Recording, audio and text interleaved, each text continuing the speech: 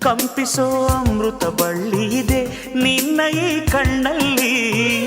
ಕಂಪಿಸೋ ಅಮೃತ ಶಿಲೆಗಳಿವೆ ನಿನ್ನ ಕಣ ಕಣದಲ್ಲಿ.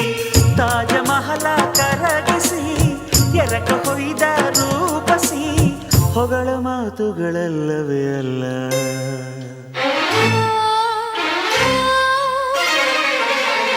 ನಿನ್ನ ವಿನಃ ಏನಿಲ್ಲ. ಪುನಃ